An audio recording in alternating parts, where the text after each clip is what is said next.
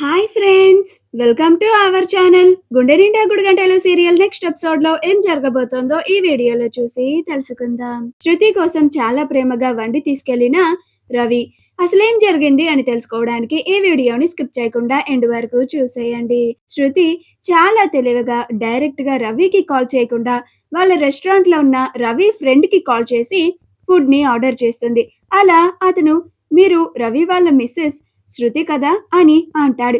అప్పుడు శృతి కాదు, రవినే నాకు హస్బెండ్ అని అంటుంది. అప్పుడు అతను అలాగే మేడం, ఫుడ్ ని పంపిస్తాను అని అంటాడు. అప్పుడు శృతి చాలా ఫాస్ట్ గా పంపించండి, నాకు చాలా ఆకలిగా ఉంది అని అంటుంది.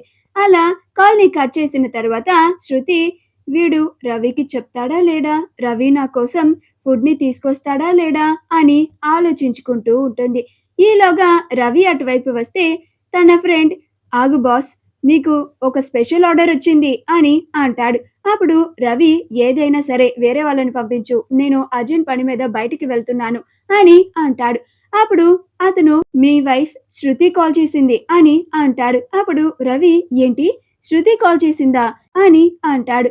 అప్పుడు అవును బాస్, చాలా ఆకలిగా ఉందంట, నువ్వే స్వయంగా వండి నువ్వే తీసుకెళ్లి ఆర్డర్ ఇవ్వాలంట అని అంటాడు. అప్పుడు రవి అవునా అని చాలా సంతోషంగా శృతి కోసం చాలా ప్రేమగా తనకిష్టమైన డిషెస్ అన్నీ ప్రిపేర్ చేసి రవిని స్టూడియోకి వెళ్తాడు. అక్కడ శృతి ఏంటి రవి ఇంకా రాలేదు, కొంపతీసి తన ఫ్రెండ్ రవికి చెప్పలేదా, వేరే అతను వచ్చి ఇప్పుడు ఫుడ్ డెలివరీ ఇస్తాడా, నేను అనవసరంగా వేరే అతనికి కాల్ చేశానా, డైరెక్ట్ గా రవికి కాల్ చేసి మాట్లాడి ఉంటే బాగుండేదా అని ఆలోచించుకుంటూ ఉంటుంది. శృతి వేసుకున్న లాంటి తను fashion round shape pendant American diamond attached 18-inch ఎల్ఐ మంగళసూత్రం మీకు కూడా కావాలా? అయితే వెంటనే స్క్రీన్ మీద డిస్ప్లే అవుతున్న షాపింగ్ ఐకాన్ ని కానీ డిస్క్రిప్షన్ లో ఉన్న లింక్ ని క్లిక్ చేసి కానీ వెంటనే మీ ఆర్డర్ ని ప్లేస్ చేసుకోండి.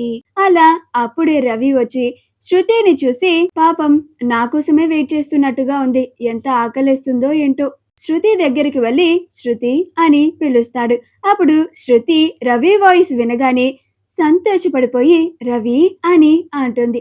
అప్పుడు రవి నువ్వు కాల్ చేసేదేదో డైరెక్ట్ గా నాకే కాల్ చేయొచ్చుగా అని అంటాడు. అప్పుడు శృతి ఎవరికి కాల్ చేస్తే ఏంటి, ఫుడ్ మాత్రం నువ్వే తీసుకొచ్చావు కదా, ముందు నాకు ఫుడ్ పెట్టు, నాకు చాలా ఆకలిగా ఉంది అని అంటుంది. అప్పుడు రవి అలాగే అని తను తీసుకొచ్చిన డిషెస్ అన్ని శృతికి వడ్డిస్తాడు. అప్పుడు శృతి చాలా టేస్టీగా ఉన్నాయి రవి, మన ఇద్దరి మధ్య ఏదన్నా గొడవ అయితే నువ్విలా నాకు ప్రేమగా ఈ డిషెస్ ని ప్రిపేర్ చేసి తీసుకొస్తే చాలు, నీ మీద ఉన్న కోపం ఇట్టే పోతుంది తెలుసా అని అంటుంది. అప్పుడు రవి అవునా అని అంటాడు.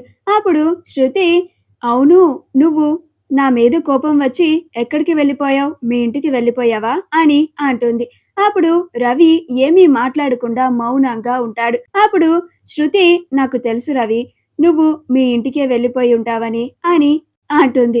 అప్పుడు రవి లేదు శృతి, నేను రెస్టారెంట్లోనే వెయిటర్స్ ఉండే రూమ్ లో ఉంటున్నాను అని అంటాడు.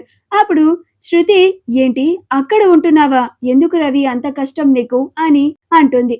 అప్పుడు రవి మరేం చేయను, నేను మా ఇంటికి వెళ్తే నీకు కోపం కదా, అలా అని నువ్వు లేకుండా నేను మా ఇంటికి వెళ్ళను అని అంటాడు.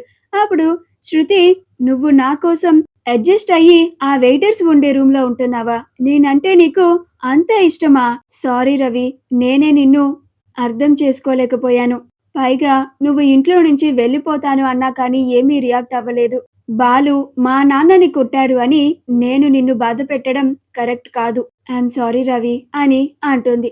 అప్పుడు రవి ఏం పర్లేదు శృతి, ఎంతైనా మా అన్నయ్య చేసింది తప్పే కదా అని అంటాడు. అప్పుడు శృతి లేదు రవి, మా నాన్నది కూడా తప్పుంది, మీ నాని అంత మందిలో దొంగ అని నిందించడం కూడా తప్పే అని అంటుంది.